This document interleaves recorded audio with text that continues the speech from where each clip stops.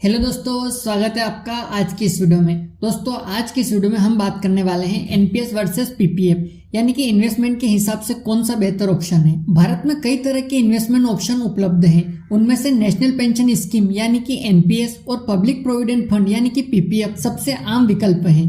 हालांकि बात जब रिटर्न और ब्याज दरों की आती है तो इन्वेस्टर अक्सर दोनों योजनाओं के बीच कंफ्यूज हो जाते हैं, इसलिए दोनों को ही विस्तार से समझना जरूरी है। तो आज की इस वीडियो में हम जानेंगे कि आपके पास पीपीएफ और एनपीएस दोनों हो सकते हैं, या एनपीएस पीपीएफ से कैसे अलग है, या आपके लिए कौन सा ऑप्शन सबसे बेहतर रहेगा। दोस्तों यदि अभी तक आपने वीके डिफिनो के यूट्यूब चैनल को सब्सक्राइब नहीं किया है तो सब्सक्राइब कर लीजिए, क्योंकि दोस्तों मैं इस चैनल पर आपके लिए पर्सनल फाइनेंस से जुड़े सभी टॉपिक कवर करने वाला हूँ, जिससे कि आप जान पाएंगे कि कैसे आप अपने लिए खुद का बजट बना सकते हैं, कैसे आप अपने खर्चों को कम करके सेविंग्स को बढ़ा सकते हैं। इसके अलावा इन्वेस्टमेंट के विभिन्न टाइप्स को समझेंगे, जैसे कि स्टॉक्स हो गया, बॉन्ड्स हो गए, म्यूचुअल फंड्स हो गए आदि के बारे में जानेंगे हम। इन्वेस्टमेंट के समय आप कैसे अपने रिस्क और रिटर्न का डाइवर्सिफाई कर पाएंगे, कैसे आप अपने फाइनेंशियल गोल को सेट करके उसे हासिल करेंगे। तो इन सभी टॉपिक्स पर पूरा डिटेल वीडियो लेकर आने वाला हूँ। तो आप चैनल को सब्सक्राइब करके रख लीजिए और बेल आइकन को भी प्रेस कर दीजिए ताकि सही समय पर वीडियो आप तक पहुंच जाए। चलिए दोस्तों शुरू करते हैं। दोस्तों जानते हैं कि एनपीएस और पीपीएफ के बीच में क्या अंतर है। दोस्तों एनपीएस में निवेश की न्यूनतम आयु 18 वर्ष है, जबकि अधिकतम आयु 65 वर्ष है। हालांकि पीपीएफ में इन्वेस्टमेंट में उम्र की कोई पाबंदी नहीं है, अभिभावक के साथ नाबालिग बच्चा भी इसमें निवेश कर सकता है। चलिए दोस्तों अब इसमें हम निवेश की बात करते हैं। तो दोस्तों आप एनपीएस में 6,000 रुपए सालाना तथा पीपीएफ में आप 500 रुपए सालाना से भी शुरुआत कर सकते हैं। एनपीएस में अधिकतम की कोई लिमिट नहीं है, वहीं आप पीपीएफ में 1.5 लाख रुपए से ज्यादा जमा नहीं कर सकते। अगर आप 1.5 लाख रुपए से ज्यादा जमा भी करते हैं तो उस पर आपको टैक्स में छूट नहीं मिलती है। इन्वेस्टमेंट टाइप की बात करें तो एनपीएस में आपकी इच्छा के अनुसार आप इक्विटी और डेप्ट दोनों में पैसा निवेश कर सकते हैं। वहीं पीपीएफ में आप 100% डेप्ट में ही पैसा आपका निवेश होता है, यानी कि इसमें आप रिस्क फ्री पैसा होता है।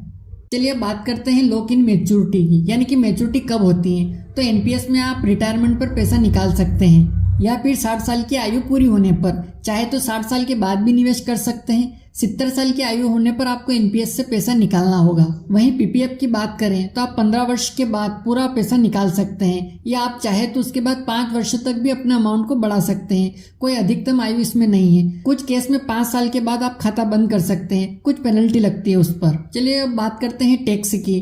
तो दोस्तों दोनों ही निवेश एग्जाम कैटेगरी के अंतर्गत आते हैं, यानी कि आपको एनपीएस और पीपीएफ दोनों पर आपको 1.5 लाख रुपए तक के निवेश पर टैक्स में छूट मिलती है। दोस्तों अब बात करते हैं मैच्योरिटी पर टैक्स बेनिफिट की। दोस्तों यदि आप एनपीएस के अंतर्गत 60% तक का राशि एक मुश्त निकाल सकते हैं तो उस पर आपको टैक्स नहीं लगेगा। बची हुई 40% राशि पर आपको पेंशन मिलेगी। तो इस प्लान से मिलने वाली पेंशन पर अपने टैक्स श्रेणी के अनुसार आपको टैक्स देना होगा। वहीं पीपीएफ की बात करें तो मैच्योरिटी पर आपको सारी राशि टैक्स फ्री मिलती है। चलिए दोस्तों बात करते हैं कि मैच्योरिटी से पहले क्या आप पैसा निकाल सकते हैं। तो दोस्तों एनपीएस में तो मुश्किल है, 10 साल बाद ही कुछ सीमा तक आप निकाल सकते हैं। वहीं पीपीएफ की बात करें तो पीपीएफ में भी मुश्किल है, लेकिन आप पीपीएफ में लोन ले सकते हैं, कुछ लिमिट तक पैसा भी निकाल सकते हैं। अब बात करते हैं एन्युटी यानी कि पेंशन की। तो दोस्तों एनपीएस में तो आपको पेंशन लेना अनिवार्य है ही, लेकिन पीपीएफ में आप ऐसा नहीं कर सकते। पीपीएफ में आपको सारा पैसा एक मुश्त ही मिल जाता है मैच्योरिटी पर।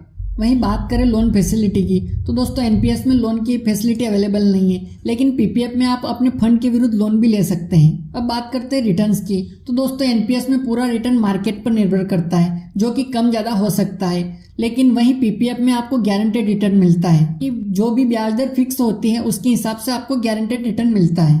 चलिए दोस्तों अब जानते हैं कि आपको किस में निवेश करना चाहिए, एनपीएस या पीपीएफ, कौन बेहतर रहेगा आपके लिए। दोस्तों अगर मेरे पॉइंट ऑफ व्यू से देखें तो मुझे पीपीएफ बेहतर लगता है, क्योंकि इसकी कई वजह हैं। जैसे कि पीपीएफ एक डेप्ट प्रोडक्ट के हिसाब से बहुत अच्छे रिटर्न भी देता है, रिटर्न्स पे कोई टैक्स भी नहीं देना होता है। हालांकि यहाँ पर अगर आप लंबे समय के लिए निवेश कर रहे हैं तो आपको इक्विटी प्रोडक्ट में भी निवेश करना चाहिए, परंतु इसका मतलब यह नहीं है कि आप एनपीएस में ही निवेश करें। इक्विटी में निवेश करने के और भी कई तरीके हैं, जैसे कि आप म्यूचुअल फंड ले सकते हैं। दोस्तों एनपीएस में निवेश न करने के कुछ कारण ये भी हैं कि आप रिटायरमेंट से पहले पैसे नहीं निकाल सकते हैं, और अगर निकालते भी हैं तो उसमें आपको 80% पे वार्षिकी यानी कि एन्युटी वही पेंशन प्लान खरीदना पड़ता है आपको।